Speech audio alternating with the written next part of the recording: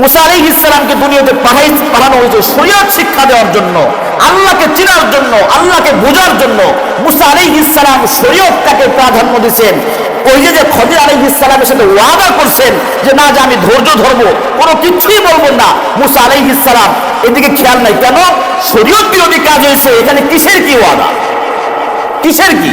যেখানে শরীয়ত বিরোধী কাজ হয়েছে সেখানে আমার মতো মুসা মুখ বন্ধ করে বসে থাকতে পারবো না। মুসা আলাইহিস সালাম হলো শরীয়তের নবী। প্রত্যেকটা নবী এবং রাসূল, প্রত্যেকটা নবী এবং রাসূল তাদের কাজ ছিল কি? শরীয়তের কথাবার্তা বলা, দ্বীনের কথাবার্তা বলা, লা ইলাহা ইল্লাল্লাহর দাওয়াত দেওয়া, কোনটা হালাল কোনটা হারাম এগুলো বিস্তারিত বর্ণনা করা, কোনটা জায়েজ কোনটা না জায়েজ এগুলো ভালোভাবে বর্ণনা করা, কোনটা সগীরা গুনাহ কোনটা কাবীরা গুনাহ এটা বিস্তারিতভাবে বর্ণনা করা। এটা কাদের কাজ? এটা নবীদের কাজ। আর নবী কি এখন আসবে? নবী আসবে না। আল উলামা ওয়ারাসাতুল আম্বিয়া, সমস্ত উলামায়ে কেরাম হচ্ছে নবীদের ওয়ারিস। কিসের ওয়ারিস? ইলমের ওয়ারিস। তো নবী তো এখন আর নাই। কোন উলামায়ে কেরাম, হক্কানি উলামায়ে কেরাম শরীয়ত বিরোধী কোনো কাজ দেখলে, কর্মকাণ্ড দেখলে তার কলিজা জ্বলে, যতক্ষণ পর্যন্ত বলতে না পারে তার দিলের ব্যথা মেটে না। এবং তাদের উচিত শরীয়ত বিরোধী কাজ হলে বলে দেওয়া। তাদের উচিত উলামায়ে কেরামের শরীয়ত বিরোধী কাজ হলে বলে দেওয়া, এটা হালাল এটা হারাম, এটা জায়েজ এটা না জায়েজ। আপনি মানতে পারেন আর না পারেন আপনার ব্যাপার।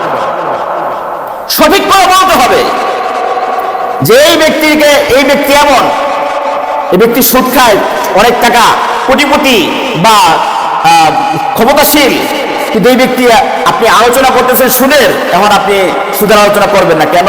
ওই ব্যক্তি আপনার গলা টিপে ধরবে। আরে ভয় করুক, আমার হক কথা বলতে হবে, কেন? আমি শরীয়তের নবীদের ওয়ারিস, আমার বলতে হবে। কেউ আমাকে পছন্দ করুক আর না করুক, আমার রব তো আমাকে ভুলবে না।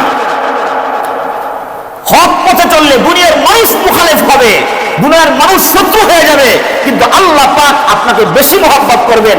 আল্লাহ পাকের মাখলুকাত আপনাকে মহব্বত করতে থাকবে। বুঝে আসছে? আরে কোন ব্যক্তি আলোচনা করার সময় যাবে, কোন ব্যক্তিটা যাবে না, কোনটা জায়েজ কোনটা জায়েজ না, হিজবুত তৌহিদ জায়েজ আছে কি জায়েজ নাই, কাদিয়ানি জায়েজ আছে কি জায়েজ নাই, সাদিয়ানি জায়েজ আছে কি জায়েজ নাই, এটা কারা বলবে? উলামায়ে কেরাম বলবে কোনটা হক আর কোনটা বাতিল। এটা আপনাদের মানতে হবে, এটা আপনাদের কাজ না। আপনাদের কাজ হলো উলামায়ে কেরামকে অনুসরণ করা। এরা যেটাকে বলবে হ্যাঁ এটা জায়েজ বা জায়েজ, হারাম হারাম। বর্তমানে আজকে ইজতেমা চলতেছে না? চলতেছে নি? ইজতেমা চলতেছে। উলামায়ে কেরাম বলছে সাদিয়ানিরা তোমরা ঠিক হও, শরীয়ত